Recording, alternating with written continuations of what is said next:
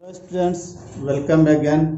और पिछला क्लास में हम लोगों ने पढ़ा था कि किसी वायर में अगर करंट पास करते हैं तो उससे करंट पास होने में कुछ न कुछ जो है ऑब्स्ट्रक्शन आता है, अवरोध पैदा होता है, उसको रेसिस्टेंस कहते हैं। तो हर वायर में कंडक्टिविटी भी होती है। हर वायर इलेक्ट्रिसिटी कंडक्ट करने के लिए, यानी विद्युत धारा के कंडक्शन के लिए, चालन के लिए रिस्पॉन्सिबल भी होता है। साथ ही वह एक ऑब्स्ट्रक्शन भी पैदा करता है। जिस तार में या जिस वायर में करंट पास होता है उसमें एक अवरोध भी पैदा होता है, उसी को हम लोग रेसिस्टेंस कहते हैं।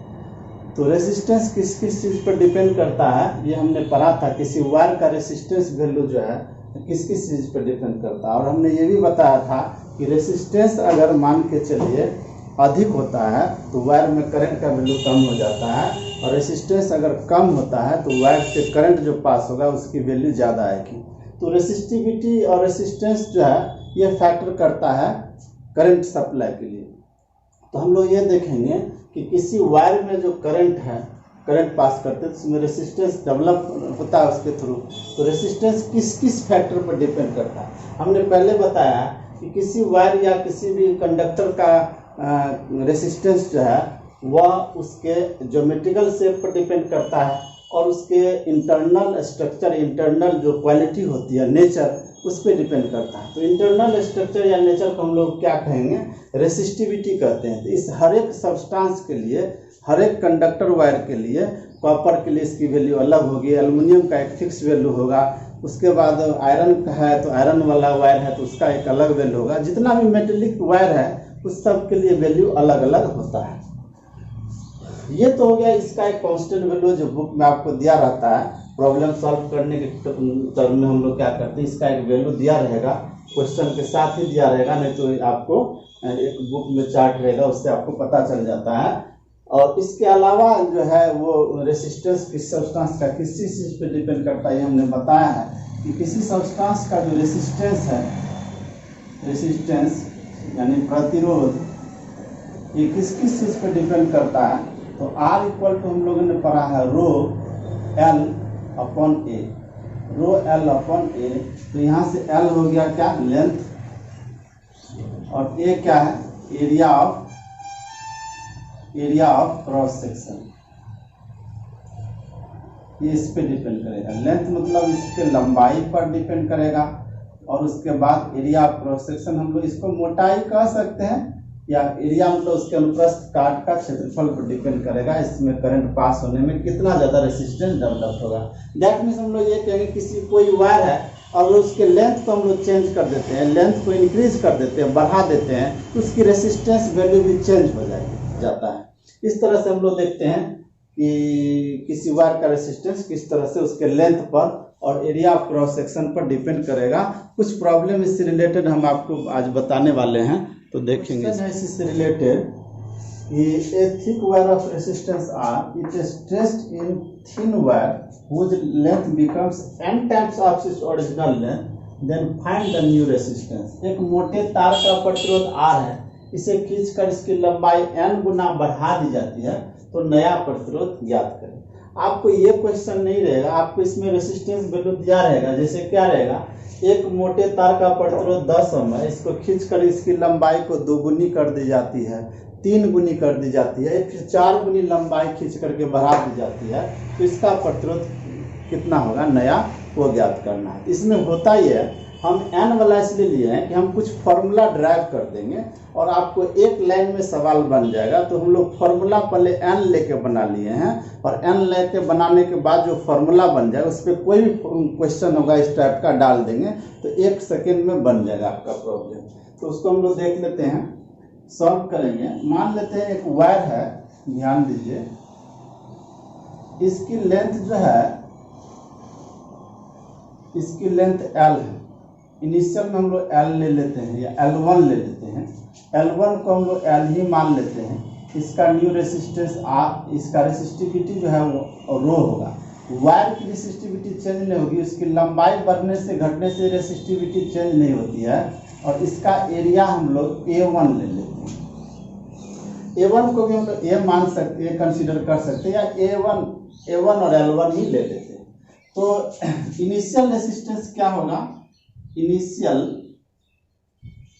रेसिस्टेंस, इसकी रेसिस्टेंस क्या हो जाएगी, रेसिस्टेंस इसकी कितनी हो जाएगी, यानी प्रारंभिक प्रतिरोध कितना होगा,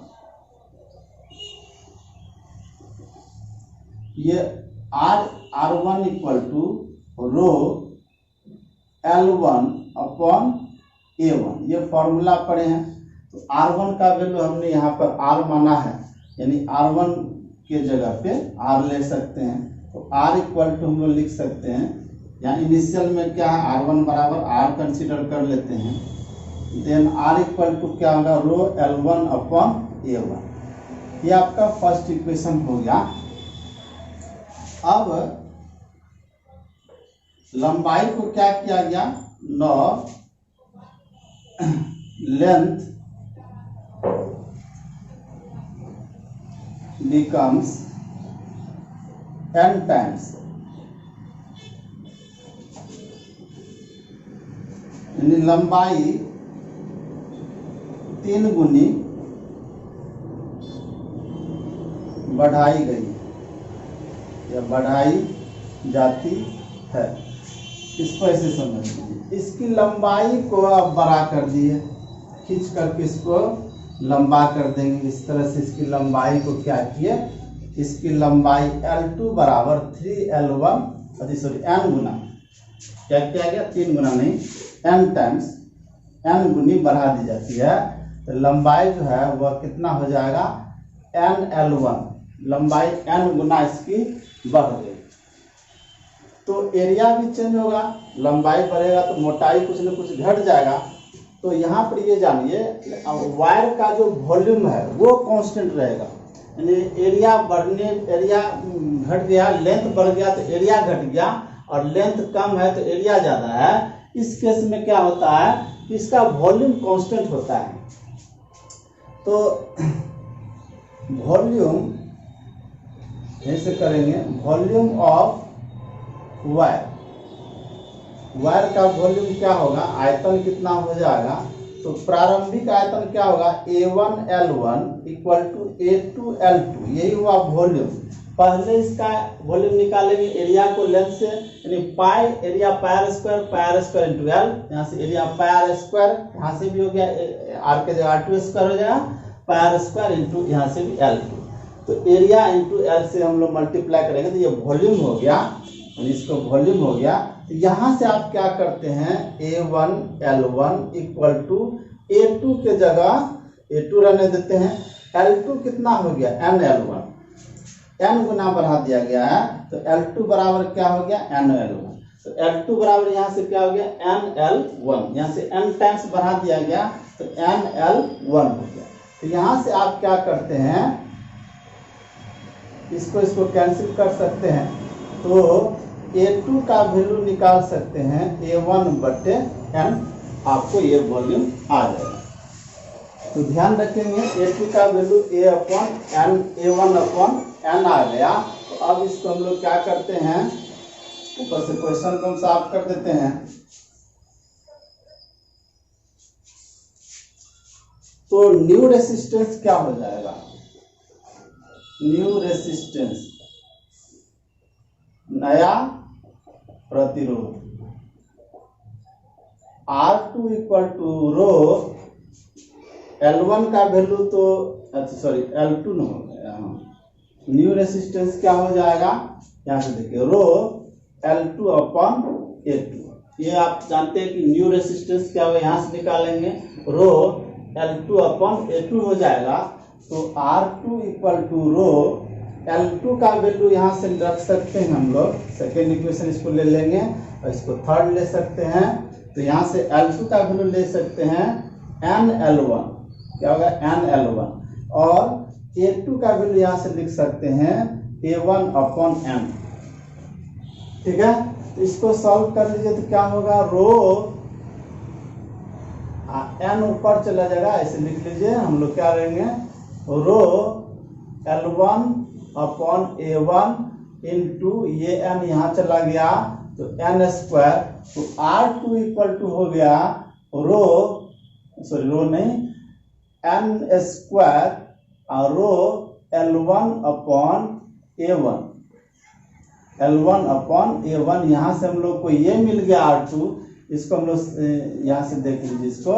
तो फ्रॉम इक्वेशन 1 से क्या देखते हैं, इतना बराबर हम लोग R लिख सकते हैं या R1 लिख सकते हैं।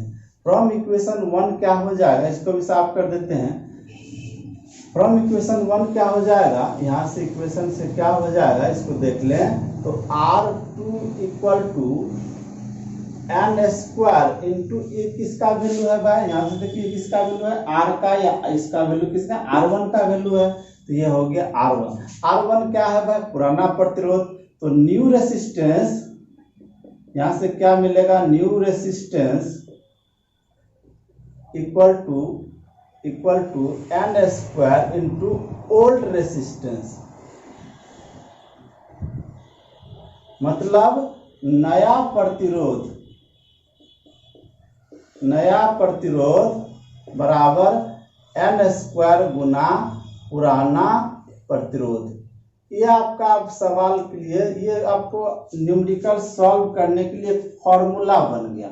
तो इस तरह से सारा फॉर्मूला सब बनता है डिफरेंट क्वेश्चन के लिए। हम सारा फॉर्मूला ड्राइव नहीं करेंगे, एक फॉर्मूला ड्राइव किए हैं और फॉर्मूला इसी तरह से एन टाइप के लिए सारा फॉर्मूला एन वाला टर्म में फॉर्मूला हम लोग निकाल देंगे। उसके आधार पर हम लोग क्या करेंगे, आपको प्रॉब्लम सॉल्व करेंगे। ठीक है, वायर है जिसकी रेसिस्टेंस 10 ओम है, 10 ओम रेसिस्टेंस का एक वायर है, उस मोटा है, उसको खींचा जाता है इस तरह से कि इसकी लंबाई 3 टाइम्स बढ़ जाती है, 3 गुना बढ़ जाता है, 3 times of its original length. Then find its new resistance, इसका रेसिस्टेंस फाइंड करना। ऐसे अगर उस तरह से प्रोसेस में जाएंगे तो बहुत लंबा हो जाएगा। ऑब्जेक्टिव अगर हमें क्वेश्चन आएगा तो बहुत हमको शॉर्ट में बनाना है, तो सॉल्व करेंगे इसको इस तरह से। तो क्या होगा, तो इस केस में हम लोग पढ़े हैं new resistance equal to n square into old resistance. ये फॉर्मूला पर है, नया प्रतिरोध, अभी बताया, नया प्रतिरोध बराबर एन स्क्वायर गुना पुराना प्रतिरोध। तो यहां से R निकालेंगे, एन स्क्वायर हुआ 3 गुना, एन का वैल्यू हो गया 3 स्क्वायर, पुराना प्रतिरोध हो गया आपको कितना, 10 ओम, ये हो जाएगा 10 ओम, तो ये हो गया 9 × 10। न्यू रेसिस्टेंस जो होगा R डैश हम लोग कर सकते हैं और इसको R वैल्यू मान लेंगे, या इसको हम लोग R डैश इक्वल टू करेंगे एन स्क्वायर इंटू R। तो R का वैल्यू 10 हो गया, ये हो गया आपको 19 ओम। इस तरह से एक लाइन में 1 सेकंड में इस तरह का प्रॉब्लम आपको सॉल्व हो जाएगा। इस तरह से देगा कि लेंथ को डबल कर दिया गया, ट्रिपल कर दिया गया खींच करके, या 4 टाइम्स 4 गुना बढ़ा दिया गया, तो इसकी रेसिस्टेंस कितनी हो जाएगी। इस तरह से सवाल इस तरह का बन जाएगा। मतलब नेक्स्ट क्वेश्चन है आपको, अब थोड़ा सा चेंज हो गया क्वेश्चन। ये एक वायर है, उसकी रेसिस्टेंस 5 ओम है, इसे स्ट्रेच करके खींचा गया है। अब यहाँ लेंथ के टर्म में नहीं दिया, इस क्वेश्चन को दिया है कि इसका जो रेडियस है वो हाफ हो गया, यानी उसकी लंबाई बढ़ने से लंबाई बड़ी होगी, लंबाई आपको नहीं है पता, लेंथ इसके बारे में चर्चा नहीं है। अब इसका कह रहा है रेडियस इसका हाफ हो गया। यहाँ पर क्वेश्चन डायमीटर के टर्म में भी रहता है, डायमीटर देगा, इसका डायमीटर इसका हाफ हो गया या 1/3 हो गया, या इसका रेडियस देगा हाफ हो गया, 1/3 या 1/4 हो गया है। इस तरह से हम लोग इसको सॉल्व करेंगे। इसके लिए फॉर्मूला है, वो ड्राइव तो करिएगा तो आप लोग से भी ड्राइव हो जाएगा, लेकिन डायरेक्ट फॉर्मूला पे आ जाते हैं, सॉल्व करेंगे। इसका फॉर्मूला होता है न्यू रेसिस्टेंस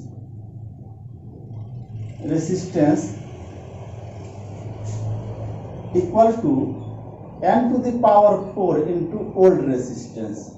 इस केस में इसका फॉर्मूला होता है। तो नया प्रतिरोध इक्वल टू n⁴ गुना पुराना प्रतिरोध, इस केस में हो जाता है। तो यहाँ पे हम लोग सॉल्व देख लेते हैं। n, यहाँ वैल्यू ऑफ n का वैल्यू हम लोग कैसे निकालेंगे, वैल्यू ऑफ n। तो देखिए लेंथ जो है 1/n टाइम्स, अगर n टाइम्स कह रहा है 1/n टाइम्स हो रहा है, आधा हो रहा है, तो यहाँ पे इसका मतलब 1/2, 1/n टाइम्स उसका रेडियस हो रहा है, 1/n 1/2 हो सकता है, 1/3 कहेगा रेडियस हो गया तो n का वैल्यू 3 होगा, 1/4 कहेगा हो गया है, 1/4 हो गया है, 1/4 हो गया तो n का वैल्यू यहाँ से 4 लेंगे। तो इस केस में n का वैल्यू हम लोगों को क्या मिलता है 2। इसमें फॉर्मूला से हम लोग r डैश निकालेंगे, r डैश अगर निकालते हैं तो n टू द पावर 4 हो गया, तो हाफ हो गया, तो हाफ का मतलब हुआ यही हुआ हाफ, हाफ का मतलब हुआ कि हाफ हो गया है, हाफ हो गया मतलब आधा हो गया है, आधी हो जाती है, आधी मतलब 1/2 हो गया, तो n वैल्यू यहाँ पर 2 हो गया, तो n टू द पावर यहाँ पर 2 टू द पावर 4 हो गया। अब पुराना प्रतिरोध है आपको 5 ओम, तो अब रेसिस्टेंस हो जाएगा कितना, 2 2 जा 4, 4 2 जा 8, 8 2 जा 16, 2 दूना 4 दूना 8 दूना 16, 16 इंटू 5 ओम हो जाएगा, इसका हो जाएगा 80 ओम, इसकी रेसिस्टेंस बढ़ जाएगी। तो रेडियस डबल ट्रिपल या सॉरी रेडियस इसका हाफ, 1/3, 1/4 या कुछ भी होगा, उसकी रेसिस्टेंस इस तरह से हम लोग वैरी करेगा, इस फॉर्मूला से हम लोग फाइंड आउट कर लेते हैं।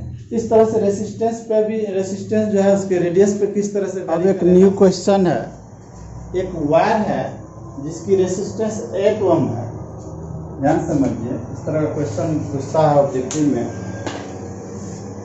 एक वायर है जिसकी रेसिस्टेंस 8 ओम है और इसको मिडिल से क्या किया गया, इसको फोल्ड कर दिया गया, मतलब ऐसे समझिए कि अब ये वायर था 8 ओम का है, इसको हाफ यहाँ से 80 डिग्री पर इसको फोल्ड कर दिया गया, ऐसे 180 डिग्री पर इसको फोल्ड कर दिया।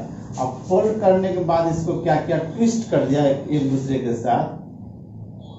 हम लोग ये कहें, यहाँ से मान लीजिए, यहाँ से इसको क्या किया गया, ट्विस्टेड कर दिया, मतलब पूरा तरह से ट्विस्ट कर दिया गया। हम लोग ये कहें इस तरह से ये वायर था, इसको क्या किया गया, इस तरह से ट्विस्ट करके एक बना दिया गया, दोनों वायर को ट्विस्ट करके एक बना दिया गया। तो इसकी रेसिस्टेंस क्या है, इसके लिए फॉर्मूला एक है, वो आपको बता दें। इसे सब फॉर्मूला को सॉल्व कर सकते हैं, थ्योरेटिकली इसको डील कर सकते हैं, वो आप खुद से भी कर सकते हैं। तो इसके लिए होता है न्यू रेसिस्टेंस, न्यू रेसिस्टेंस। ये सब ट्रिक आपको जल्दी नहीं मिलेगा, हम बता देते हैं आप लोगों को, और ये बहुत अच्छा कॉन्सेप्ट में आएगा, आपको काम करेगा, ये कई सारे प्रॉब्लम सब सॉल्व हो जाएगा। New resistance equal to old resistance upon n square. n whole square हो गया कितना पार्ट, यहाँ हाफ किया गया, हाफ पार्ट हो गया यहाँ पर, तो नया प्रतिरोध कितना हो जाएगा, नया प्रतिरोध बराबर पुराना प्रतिरोध बटे n स्क्वायर। n स्क्वायर हो गया, जैसे एक क्वेश्चन आगे जाके हम आपको दे देंगे आपको बनाने के लिए। एक वायर है, ध्यान समझिए, ये तो आपका ये क्वेश्चन हो गया कि हाफ किया गया, बीच से फोल्ड किया तो 2 पार्ट किए। अब इसी वायर में देगा कि इसको 4 पार्ट में काट दिया गया, ध्यान दीजिए, इस वायर को 1 2 3 4 पार्ट में काट करके और चारों सेक्शन को क्या किया गया, एक तरह से इसको मरोड़ करके एक बना दिया गया, सबको लपेट दिया गया। तो इस केस में 4 पार्ट हो गया, तो n का वैल्यू 4 हो जाएगा। आधा पर से मोड़ के तोड़े हैं तो n का वैल्यू 2 हो गया, 2 सिरा मिलेगा आपको, और 4 पार्ट को तोड़ेंगे तो उसमें 4 गो वायर दिखेगा, तो n का वैल्यू 4 हो जाएगा। 6 रहेगा तो 6 रहेगा, जितना यहाँ से आधा किया गया है तो n का वैल्यू 2 हो जाएगा, n वैल्यू हम लोग 2 लेंगे, और यहाँ 4 पार्ट करेंगे तो n का वैल्यू 4 लेंगे। तो न्यू रेसिस्टेंस क्या हो जाएगा, r डैश या r ही हम लोग कर लेंगे, तो यहाँ से क्या होगा, ओल्ड रेसिस्टेंस कितना है 8 है, n स्क्वायर कितना हो गया, 2 पार्ट किए हैं, तो यहाँ से n स्क्वायर 8/4 हो जाएगा, तो r का वैल्यू क्या हो गया 2। आप जैसे आप देखिए रेसिस्टेंस यहाँ पे घट गया, क्योंकि आप पढ़े हैं कि अगर किसी वायर का थिकनेस, मोटाई अगर बढ़ जाएगा तो उसकी रेसिस्टेंस वैल्यू कम हो जाएगी, और अगर लेंथ बढ़ जाएगा तो रेसिस्टेंस वैल्यू बढ़ जाएगी। तो यहाँ पर 2 तार को एक साथ बैठेंगे तो उसका मोटाई बढ़ जाएगा, मोटाई बढ़ने से रेसिस्टेंस क्या हो जाएगा, घट जाएगा। इसी तरह से क्वेश्चन मान के चलिए और भी दे सकता है कि कोई वायर है उसको 4 पार्ट में कर दिया गया, उन्हें उसको 4 भाग में उसको तोड़ दिया गया, काट दिया गया। जैसे मान लिया क्वेश्चन इसी में दे देता है और एक क्वेश्चन इसी को देख लेंगे। ये वायर ऑफ रेसिस्टेंस, ये तो सॉल्व हो गया, आंसर हो गया इसका, इसमें कोई दिक्कत नहीं है। 32 ओम is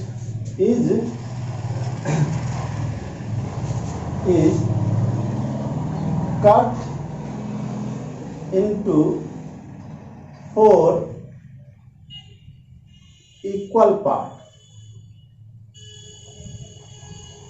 and all parts are twisted together, then find the new value of resistance। यहाँ पर क्या करा क्वेश्चन, एक तार का प्रतिरोध 32 ओम है, इसे 4 बराबर भागों में बांटकर एक दूसरे के साथ ऐंठ दिया जाता है, तो न्यू रेसिस्टेंस क्या होगा। सेम इसी फॉर्मूला पर हम लोग डाल देंगे। रेसिस्टेंस वैल्यू ओल्ड रेसिस्टेंस, अब क्या होगा, ये प्रॉब्लम पिछला प्रॉब्लम हो गया, यहाँ पर 4 पार्ट में कर दिए हैं, तो ओल्ड रेसिस्टेंस हो गया 32 ओम और 4 पार्ट किए हैं n square, sorry old resistance हो गया मान लीजिए R/n²।